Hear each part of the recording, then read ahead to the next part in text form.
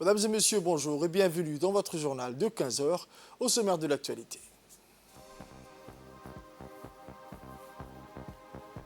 Cérémonie de clôture de concours annuel de récitation du Saint-Coran et du noble Hadith.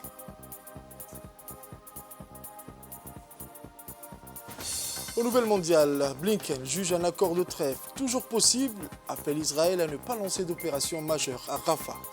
Les détails dans cette édition de 15 heures. Mesdames et messieurs, le journal au complet, je vous le disais dans les titres, la cérémonie de clôture du concours annuel de récitation du Saint-Coran et du noble Hadith, organisée par la Direction générale des relations internationales de l'armée djiboutienne, a pris place le 21 mars 2024 à l'hôtel des officiers Hassan Bassoum à Hassan.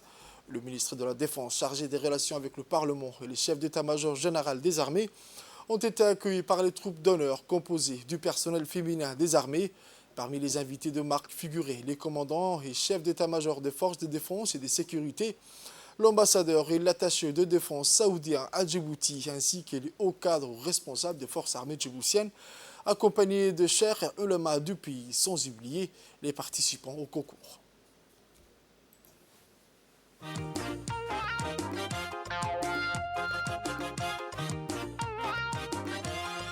اللهم صل على المصطفى حبيبنا محمد عليه السلام اللهم صل على المصطفى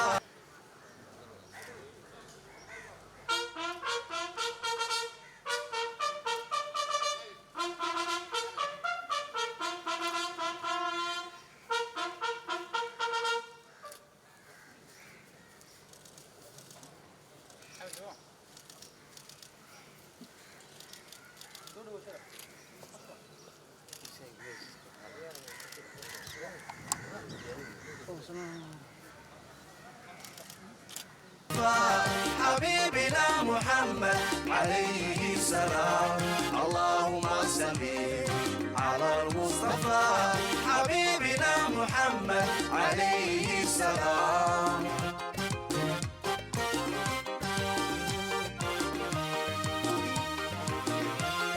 سلفنا النبي سيرتاي راتي سمعهم كي جيتا سلفنا النبي سيرتاي راتي سمعهم كي جيتا ياللي فيا هي فيلا لك كي دقر دقو امكيا كي كتا يميلا سنا ياللي فيا هي فيلا لك كي دقر دقو امكيا كي كتا يميلا سنا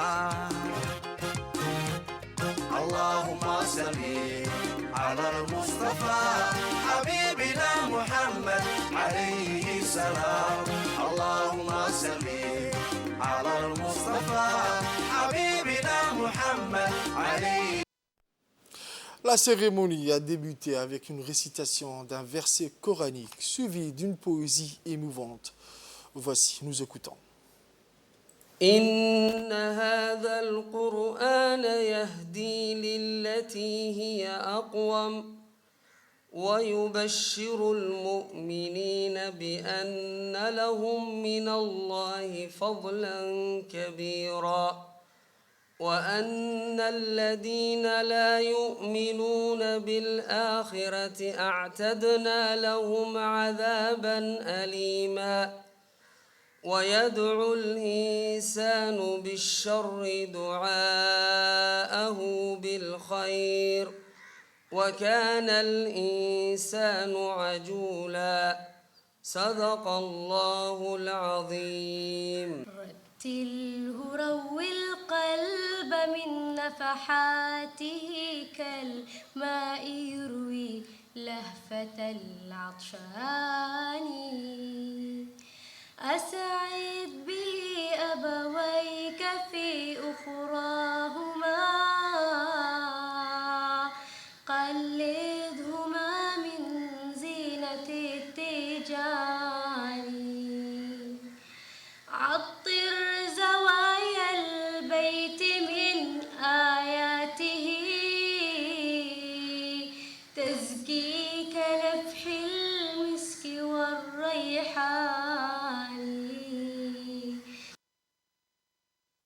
Le capitaine Mohamed Amin Mohamed, chef du département arabe du monde religieux à la Direction générale des relations internationales, a prononcé le discours officiel au nom du chef d'état-major général des armées, soulignant l'importance de l'événement et son impact sur la promotion des valeurs religieuses et culturelles.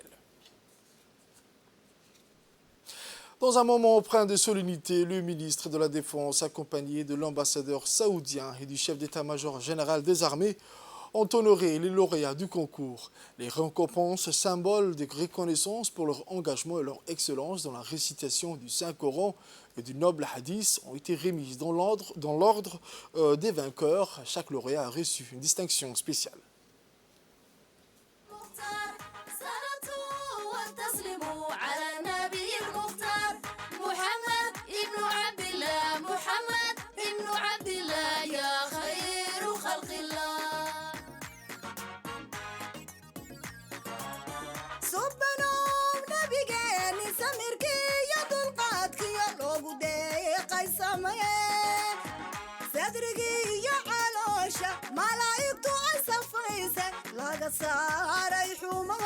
والسلام عليكم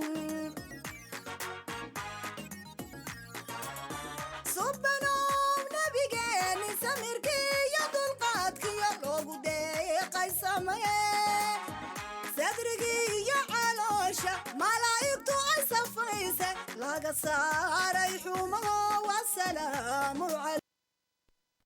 Place à présent aux prestations où le groupe folklorique Harbi de l'armée djiboutienne et le cheikh Omar Adam ont captivé l'audience par leur voix envoûtante et leurs paroles inspirantes qui ont élevé l'événement à un niveau spirituel plus profond, invitant les participants à la réflexion et à la méditation à travers ces chants religieux empreints de sagesse et de dévotion.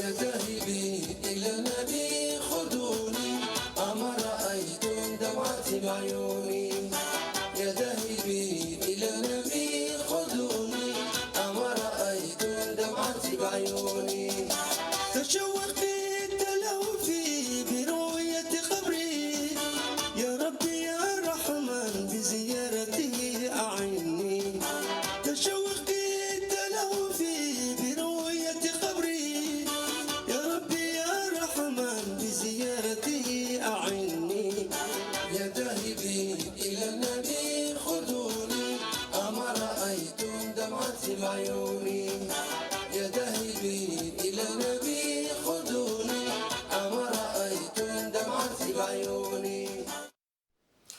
La cérémonie s'est achevée dans une ambiance de recueillement et de gratitude. Les participants ont uni leur voix dans des prières ferventes, avant encore les bénédictions divines sur leur famille, leur pays et sur l'ensemble de l'humanité. Ces prières empreintes de sincérité et de compassion ont symbolisé l'esprit d'unité et de fraternité qui ont marqué tout le concours.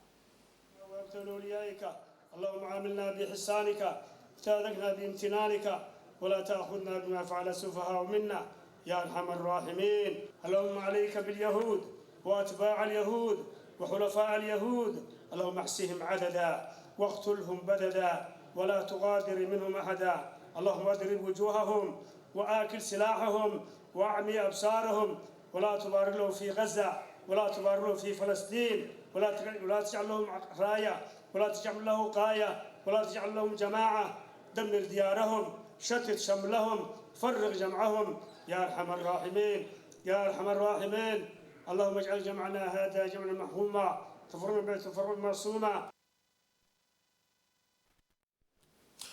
La 4e édition de la semaine de la fête de la lecture a pris fin ce jeudi 20 mars 2024 dans les établissements scolaires à travers le pays. Cet événement annuel organisé chaque année par le ministère de l'Éducation nationale et de la formation professionnelle, de l'enseignement supérieur et de la recherche scientifique vise à promouvoir l'amour de la lecture chez les élèves. Cette édition a rencontré un vif succès, offrant aux élèves l'opportunité d'échanger avec des auteurs djiboutiens et d'explorer le monde de la littérature de manière passionnante. Durant la semaine de la fête de la lecture qui s'est déroulée du 17 au 21 mars, les élèves ont eu l'occasion de rencontrer des écrivains nationaux et des journalistes professionnels de la presse écrite dans leurs écoles respectives. Ces rencontres enrichissantes et inspirantes ont permis aux élèves de découvrir les coulisses du processus d'écriture, d'en apprendre davantage sur les auteurs et de partager leur passion pour la lecture. Des ateliers d'écriture créative, des conférences interactives et des séances de dédicaces ont été organisés pour stimuler leur créativité et susciter leur intérêt pour la lecture. Les échanges entre les écrivains et les élèves ont été l'occasion de partager des expériences, des conseils et des idées, encourageant les élèves à développer leurs compétences en littérature et à explorer des nouveaux horizons. La clôture de cette 4e édition de la Fête de la lecture marque une étape importante dans le parcours littéraire des élèves. Une expérience acquise tout le long de cet événement les accompagnera dans leur développement personnel en stimulant leurs imaginations, en renforçant leurs compétences en communication, en élargissant leur connaissance du monde qui les entoure.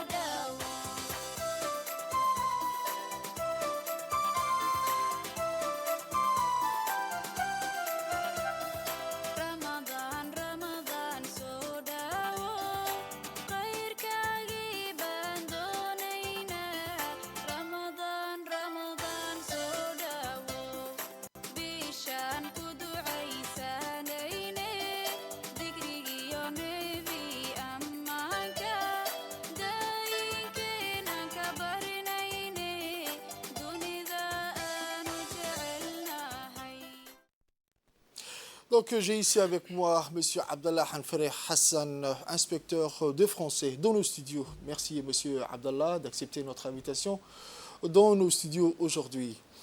Donc M. Abdallah, comme nous avons vu dans les images, cette semaine de la lecture a été partout sur le territoire djiboutien. Un large éventail d'activités a été proposé aux élèves tout au long de la semaine. Parlez-nous de l'initiation de cette initiative. Citez-nous également les tenants et aboutissants ou même les résultats attendus de cette semaine. Bismillah ar-Rahman ar-Rahim. Merci Tarek pour l'invitation. La semaine nationale de la fête de la lecture a été initiée par Son Excellence le ministre de l'Éducation nationale il y a de cela 4 ans. Nous en sommes à la 4e édition. Cette semaine a pour objectif principal de favoriser chez les élèves, qu'ils soient des primaires, des collèges ou des lycées, une culture de la lecture. Donc la semaine a proposé, comme vous le disiez, un éventail d'activités qui favorise chez nos jeunes cette culture de la lecture qui est extrêmement importante. Il faut rappeler que dans l'enseignement des Français, la lecture a une place prépondérante, qu'elle soit une lecture suivie ou lecture analytique. Et la semaine qui a été instituée est une semaine qui permet à nos élèves de donner sens à tout ce qu'ils apprennent pendant tout au long de l'année. Donc cette quatrième édition de la semaine de la fête nationale de la lecture a pris fin ce jeudi. Quelles sont les activités qui ont été proposées aux élèves et quelles sont les nouveautés de cette année par rapport à l'année précédente, aux années précédentes? Oui, effectivement, la semaine a été riche en activités diverses et variées. Pour juste une précision, je voudrais peut-être un peu dire que les activités ont été organisées autour de 4 axes majeurs. Le premier axe est l'axe classique que nous avons l'habitude depuis la première édition d'organiser. Il s'agit de la rencontre de nos élèves avec les auteurs djiboutiens. Depuis la réforme des enseignements à Djibouti, depuis la loi d'orientation de 2000, l'enseignement des Français à Djibouti a été contextualisé. Nous avons intégré la littérature djiboutienne dans nos programmes. Il s'agit non seulement d'ouvrir l'élève djiboutien vers une culture plurielle, mais aussi de l'enraciner dans sa propre culture. Donc, dans ce cadre-là, il était nécessaire que les élèves aillent au contact de nos écrivains djiboutiens. Et donc, le premier axe de ces activités a été la rencontre de nos jeunes avec les écrivains. Le deuxième axe est un axe aussi classique qu'on a l'habitude d'organiser dans cette fête de la lecture. C'est un ensemble d'activités proposées par le professeur de français librement et qui se font sur le mode festif, ludique, pour que nos élèves apprennent autrement. Et enfin, nous avons cette année intégré dans cette semaine nationale de la fête de la lecture des axes majeurs également, inédits. Il s'agit de la tournée des journalistes de la presse écrite. Là encore une fois, il faut rappeler que pour enraciner l'élève djiboutien dans son environnement immédiat, nous avons intégré dans le programme également les écrits fonctionnels qui relèvent de la presse écrite. Il s'agit par exemple de faits divers, de l'article de presse, et il était dans ce cadre-là nécessaire que les journalistes aillent au contact des élèves pour que ces enseignements soient beaucoup plus concrets pour nos enfants. Et puis un quatrième axe, là encore une fois inédit aussi, a été celui de la caravane de livres qui a sillonné les régions du nord au sud et qui a été l'occasion pour nos élèves de localités reculées d'avoir accès aux livres. Donc, est-ce que vous avez un message aux parents d'élèves, des élèves qui ont assisté à cette semaine de la lecture? Je voudrais, puisque vous me donnez l'occasion, Tarer, d'abord remercier l'ensemble de commissions qui ont été en œuvre depuis 2 semaines pour que cette fête de la lecture soit vraiment une réussite. Je voudrais également remercier et féliciter les professeurs de français qui, dans les établissements, ont fait un travail remarquable pour proposer à nos enfants des activités sur le mode ludique et festif pour qu'ils apprennent autrement. Je voudrais également remercier les chefs d'établissement, leurs collaborateurs qui ont aussi contribué beaucoup dans l'organisation de ces activités. Et enfin, je voudrais préciser pour les parents d'élèves qui nous regardent que la lecture n'est pas seulement une responsabilité de l'école, mais aussi une responsabilité de la famille, de la société civile en général. Merci M. Abdallah Hamfaré. C'était M. Abdallah, inspecteur de français dans nos studios en direct RTD. Mag du jour à présent, nous allons évoquer l'insalubrité à Djibouti, notamment les déversements des eaux ménagères sur les voies publiques. Ce document de reportage va énumérer les impacts de ce fléau qui semble en recrudescence ces derniers temps sur l'étendue de la ville de Djibouti.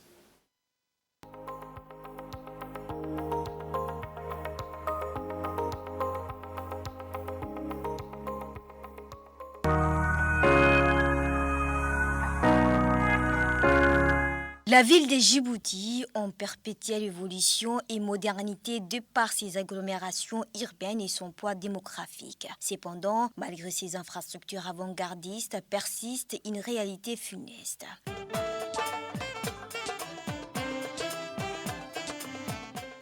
Dans Dans ce reportage, nous allons découvrir une autre réalité alarmante, mais pas des plus surprenants. Djibouti, la capitale, vitrine de développement du pays, subit l'insalubrité d'un quart des ménages déversés dans les rues. À nos jours, verser les eaux usées sur les voies publiques semble désormais normal aux yeux de beaucoup de Djiboutiens, notamment dans les quartiers populaires, en observant l'ampleur de ce fléau. Sur l'étendue de la ville de Djibouti, les eaux usées dorment dans les rues et les réseaux urbains. Ces eaux sont généralement chargées de détergents, de savons, de débris organiques dangereux pour la santé et l'environnement. En se souciant des enjeux de ce fléau, beaucoup de familles nous partagent leurs préoccupations. Pendant notre tournage, une mère intriguée par le déversement des eaux dans les rues nous partage ses inquiétudes et demande aux autorités de sanctionner sévèrement les acteurs. Je suis une mère et on en a marre de ces eaux ménagères chargées de saleté qui sont déversées sur la voie publique. On ne peut plus marcher correctement par crainte de nous salir.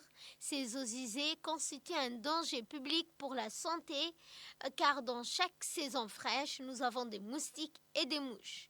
Je saisis cette occasion en demandant aux autorités publiques de faire en sorte que ces actes d'incivisme s'arrêtent et d'infliger des sanctions et des restrictions sévères contre les ménages qui déversent des eaux usées sur les voies publiques. Les eaux usées déversées sur les voies publiques constituent un problème majeur de santé publique et préoccupent le ministère de la Santé.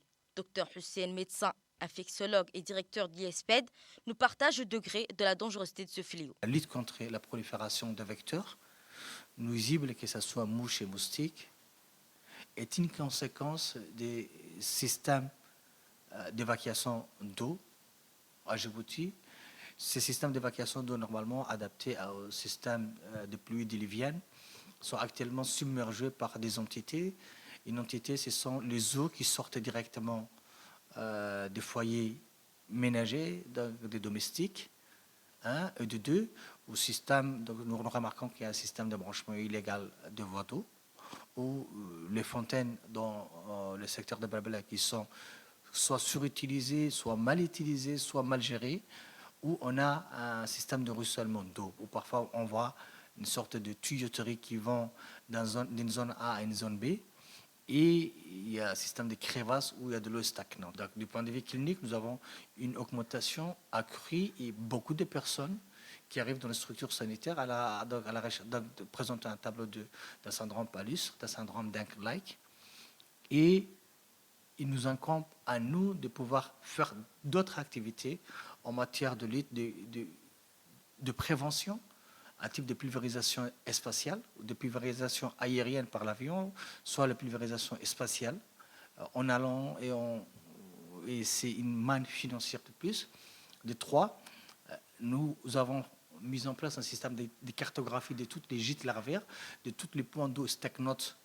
Ça nous incombe à envoyer des équipes et également à pouvoir les détruire, mais une fois quand même le produit, ça permet de tenir une semaine et dans la semaine qui suit, il y a de prolifération d'eau avec d'autres gîtes larvaires qui apparaissent. Les conséquences liées au déversement des eaux usées sur les voies publiques sont multiples. Elles provoquent également des dégâts majeurs sur les infrastructures routières en perturbant la visibilité, la sécurité et la durée des vies des routes, selon le chef de service des travaux de l'ADR. Aujourd'hui, nous sommes en train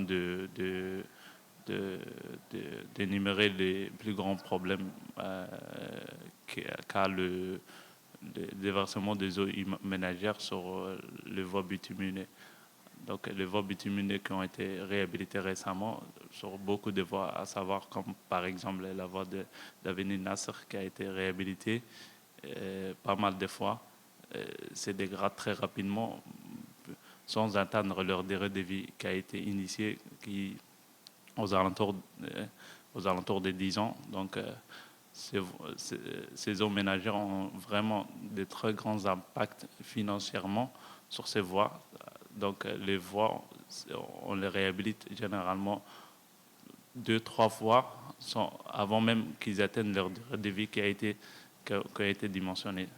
Donc, sur ces points, nous appelons à la population d'arrêter le déversement des eaux ménagères sur les voies publiques. De par la gravité de la situation qui ne cesse de se détériorer, l'ONEAD s'est engagé volontairement de lutter contre l'insalubrité. Chaque jour, une équipe technique équipée de pompes à eau et des camions-citernes patrouillent dans les villes, rachasser les routes inondées par les eaux usées et réouvrir les réseaux urbains. Mais la fin ne justifie pas les moyens. Malgré les moyens conséquents déployés, ce fléau reste invisible de par sa recrudescence enregistrée ces derniers temps. De ce fait, l'ONEAD lance un appel aux autorités locales pour mettre en garde avec des restrictions contre les gens qui déversent les eaux usées sur les voies publiques. biyahaas markay isqa qabsadaan zani waxay usoo dhibaatayalayaan tikadihii magaalada amba ha noqoto magaalada hoose amba belbela ha noqoto. Les eaux usées déversées par les ménages djiboutiens sur les voies publiques impactent les infrastructures routières de la ville.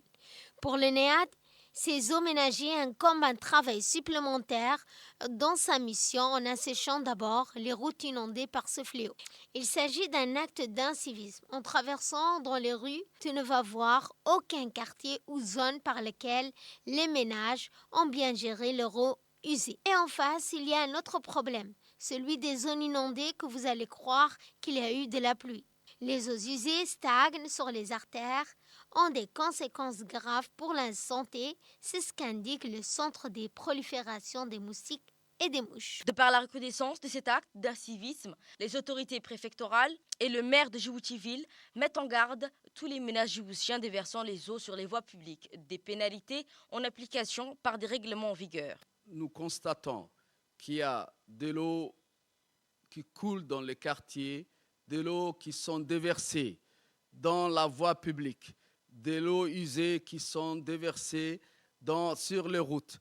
Et à cette occasion, je voudrais demander à tous les citoyens des quartiers que nous n'allons plus tolérer ce genre de comportement. Je voudrais rappeler que nous allons mettre en application les pénalités qui existaient et que nous allons actualiser, de pénaliser chaque citoyen qui ne respecte pas l'embellissement de notre chère capitale. À cette occasion, j'avertis et je sensibilise et je rappelle aux citoyens de faire preuve de citoyenneté. Il est temps que chacun de nous assume sa responsabilité engagée. La préfecture et la commune doivent mettre en place une politique de lutte contre l'insalubrité, car les eaux usées déversées sur les eaux publiques peuvent engendrer une conséquence néfaste pour la santé publique ainsi que le bien-être social.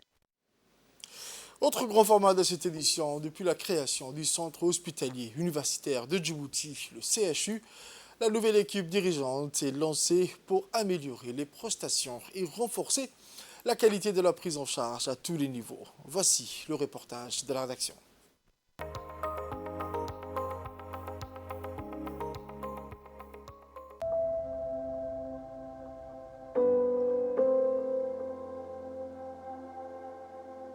Depuis la création du centre hospitalier universitaire de Djibouti, la nouvelle équipe dirigeante a amorcé un virage à 180 degrés pour améliorer les prestations et renforcer la qualité de la prise en charge à tous les niveaux. L'avènement du centre hospitalier universitaire de Djibouti émane de la nouvelle feuille de route édictée par le président de la République, son Excellence Ismaël Omar Guelleh, qui préconise également l'exploitation optimale des nouvelles technologies de communication pour améliorer la qualité des prestations et le bien-être de la population djiboutienne. Dès sa prise de fonction, la nouvelle direction générale du centre hospitalier universitaire de Djibouti s'est lancée, attelée dans plusieurs grands projets d'envergure en donnant priorité au service des urgences dans sa globalité, dans le but du renforcement des services des urgences hospitalières et à la restructuration de l'urgence mobile du SMUR. Ce double objectif concourt à l'amélioration de l'environnement médical propice à la prise en charge globale de la population à travers l'extension et la modernisation des services d'urgence et l'hôpital général Pelletier et l'hôpital Chiro, dont les travaux ont déjà commencé. La mise aux normes internationales des urgences sera accompagnée par des efforts de restructuration du SMUR, le service médical d'urgence et de réanimation. En effet, le CHUD instaure donc ce continuum d'activités des urgences en procédant à l'installation d'un système de géolocalisation par GPS sur toutes les ambulances du ministère de la Santé, ce qui conférera au SMUR une gestion rigoureuse, centralisée et optimale de ses opérations de transport médicalisé. Ces actions de réorganisation et de restructuration du SMUR se sont accompagnées par l'augmentation du nombre du parc automobile qui est porté à 50 véhicules, ainsi que la disponibilité des ressources humaines de qualité en nombre suffisant. Un nouveau système qui a été installé pour toutes les ambulances, c'est le GPS qui nous permet de suivre en temps réel les ambulances. Ça nous a facilité énormément le suivi des missions de secours. Et en même temps, ça nous aide à déchiffrer un peu combien de kilomètres une ambulance peut parcourir par semaine ou par mission. Différencier un peu pour les statistiques, nous donner les AVP, exactement leur emplacement. Nous donner aussi un chiffre sur le nombre de missions qu'on fait d'un hôpital à un autre, les transferts intra-hospitaliers. Et les urgences à domicile, on peut retracer les positions des ambulances. Avec une moyenne journalière de 11 interventions, le SMUR déploie ses activités et ses équipes composées d'un médecin urgentiste, d'infirmiers, brancardiers qui dispensent les premiers soins d'urgence sur place. Ainsi, une meilleure interopérabilité entre le SMUR et les urgences est préconisée, avec d'une part un contrôle et un suivi rigoureux des ambulances et du personnel à bord, et d'autre part une communication permanente et mettre en place un dispositif de géotracking. Ceci permettra d'envoyer l'ambulance la plus proche du lieu de l'intervention et de suivre le déroulement des opérations en temps réel. Dans l'amélioration de la prise en charge des patients au niveau des CHU, depuis quelque temps, nous avons décidé de construire de nouvelles urgences en normes internationales au CHU, et en particulier à l'hôpital Pelletier et celui de Chéreau, à Belbela. Nous sommes aussi en train d'améliorer la prise en charge au niveau des ambulances. Nous avons installé dans chaque ambulance du CHU, en particulier les ambulances du SMUR, du GPS, où chaque ambulance a un GPS qui permet de suivre chaque ambulance, son déplacement et d'accélérer la prise en charge lorsqu'il s'agit d'un accident sur la route. Nous sommes convaincus que cette nouvelle technologie permettra réellement à améliorer la prise en charge des patients qui sollicitent nos hôpitaux et en particulier qui sollicitent les SMIR tous les jours. Et nous sommes convaincus aussi que l'amélioration de cette prise en charge permettra et facilitera à la population d'accéder à des soins rapidement et de ne pas rester longtemps sur le lieu de l'accident lorsqu'il s'agit du SMUR. Je rappelle à la population à chaque fois qu'ils ont besoin du SMUR, qu'ils n'hésitent pas d'appeler les 119. Les avantages comparatifs des investissements dans le système du GPS pour le suivi des ambulances sont indéniables. En effet, grâce au contrôle sur le nouveau dispositif géotracking, le SMUR pourra réduire efficacement les déplacements hors service et non autorisés qui impactent fortement les budgets avec les frais et les coûts élevés de maintenance et des pièces réchange. Outre la réduction des coûts et la rationalisation des ressources du SMUR, ce nouveau dispositif assure une meilleure gestion du procédure d'intervention d'urgence grâce à un suivi rigoureux en temps réel des équipes du SMUR pour s'assurer qu'elles s'acquittent efficacement de leur mission. Sport à présent, au 10e jour du Ramadan, les tournois de football organisés par les associations sportives à travers le pays, sous l'égide du secrétariat d'État chargé des sports, progressent et entrent dans leur seconde phase, celle des éliminatoires. Chaque après-midi, à Djibouti-Ville et dans toutes les régions du pays, la passion de football anime les jeunes, comme ici, à Quartier 7, phare de Balbala et Chebele, au PK13. Jusqu'à l'heure de la rupture du jeune joueur et spectateur s'adonne à ce plaisir unique, célébrant le talent, les buts, dans une ambiance empreinte de fair play. Le tournoi de football du Ramadan attire un public considérable, allant des spectateurs enthousiastes aux détecteurs de talent et aux entraîneurs avisés. Ces événements sont un terreau fertile pour repérer des nouveaux talents et pour les jeunes joueurs, c'est une chance de se faire remarquer et de réaliser leur rêve de devenir professionnel du football. Ainsi, ces tournois ne sont pas seulement des compétitions sportives, mais également des rassemblements où l'esprit de camaraderie, des compétitions saines et de développement personnel sont encouragés. Ils jouent un rôle crucial dans la dynamisation de la communauté sportive locale et dans la promotion des valeurs positives associées au sport, telles que le travail d'équipe, la discipline et le dépassement de soi. Ensemble, les tournois de football du Ramadan à Djibouti sont bien plus que des simples événements sportifs. Ils sont le reflet d'une communauté dynamique et passionnée, unissant les jeunes autour de leur amour commun pour le football. Il faut noter que ces événements sportifs se poursuivront jusqu'à la fin de ce mois béni du Ramadan, offrant ainsi une expérience enrichissante aux participants et un divertissement apprécié à tous les amateurs de football. Suite à la remise des kits sportifs par le secrétariat d'État chargé des sports, le ministre Hassan Mohamed Kamel, la sous-direction régionale d'Ali Sabihi, en collaboration avec le groupe associatif, a lancé les tournois des différentes disciplines, le football, la pétanque, le volleyball dans le grand terrain du haut niveau garé de la ville Aska, dans le cadre des activités prévues au cours du mois béni du Ramadan. L'événement a vu la participation des autres autorités, à savoir le préfet de la région, M. Abdelmalik Mohamed Benouita, le président du conseil régional, M. Shamar Hassan Alaleh, les honorables députés de la région, le deuxième vice-président de l'Assemblée nationale, M. Omar Ahmed Ouaïs, le doyen député Abdi Khair Rubou. Cette compétition va mettre en liste des jeunes répartis sur plusieurs équipes du chef-lieu d'Ali Sabihi. Enfin, ce tournoi constitue une opportunité de loisirs, de distraction, de fraternité qui va tisser les liens d'amitié en vue de l'engouement qu'il suscite chez les jeunes. Les responsables, les autres hautes personnalités se sont exprimés à tour de rôle. Ces derniers ont remercié le secrétaire d'État chargé des sports, son Excellence M. Hassan Mohamed Kamel. Ils ont rendu un hommage pour toutes ces actions en faveur du sport de la région.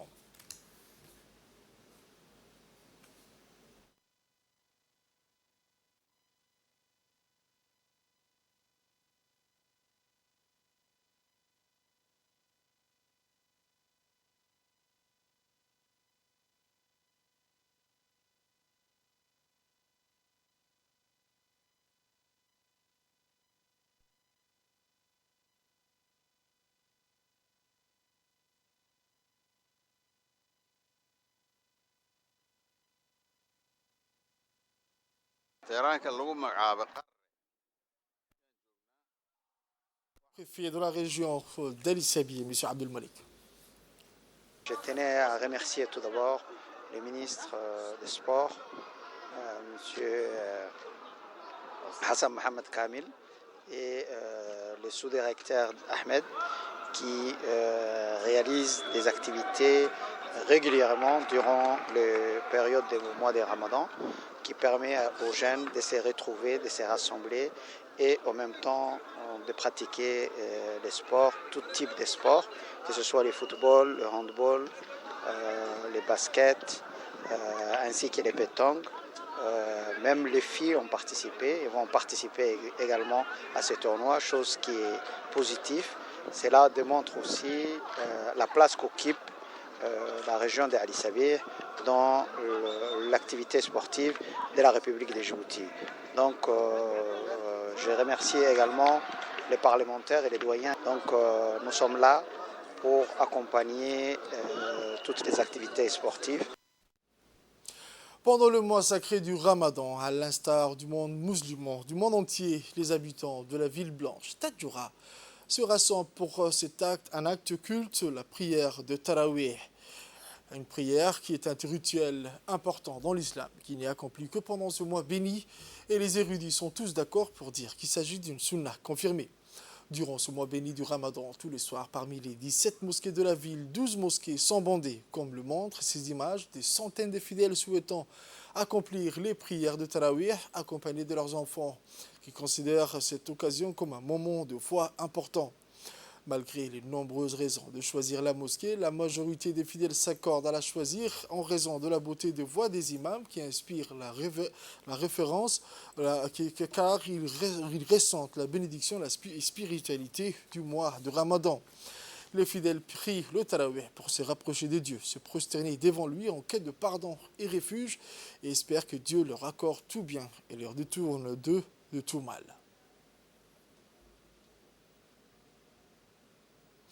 Toujours au nord, l'équipe mobile de brigade de la douane de Tadjoura, présidée par M. Ismaël Chider, ont saisi une importante quantité de 450 kg en collaboration avec la force armée et la police de la région de Tadjoura. Le responsable de la douane de Tadjoura a indiqué qu'afin de lutter contre le délit de contrebande, la Direction générale des douanes et des droits indirects agira conformément aux articles concernant la confiscation des marchandises entrées en contrebande, la confiscation des moyens de transport également. Le directeur général de la douane et des droits indirects, M. Gouled Ahmed Youssouf, a quant à lui félicité tous les collaborateurs de forces de sécurité et les agents de forces de sécurité de défense et les agents de la douane de la région de Tadjoura.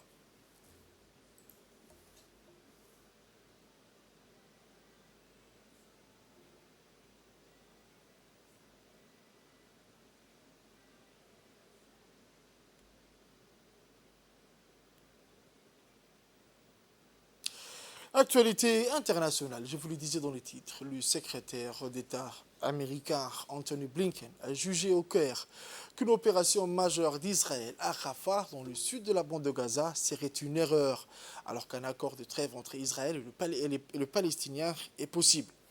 Le directeur général de l'Organisation mondiale de la santé, OMS, Tedros Adhanom Ghebreyesus, a déclaré que le monde sera jugé pour les souffrances des enfants de la bande de Gaza. Rafik est l'un des nombreux enfants et jeunes du nord de Gaza qui meurent de faim et souffrent de blessures graves. L'histoire nous jugera tous pour ce que ces enfants endurent, a écrit Tedros dans un post sur la plateforme X. Il a également exigé un cessez-le-feu et un accès humanitaire sans entrave. Un nouveau projet de loi de dépenses prévoit de réduire le financement américain de l'Office des secours et des travaux des Nations Unies pour les réfugiés de Palestine jusqu'en mars 2025, selon le texte de la loi de 1,2 milliard de dollars publié ce jeudi par les dirigeants du Congrès. C'est la fin de ce journal de 15h, mesdames et messieurs. Merci à vous de l'avoir suivi et restez avec nous pour la suite du programme sur Télé Djibouti.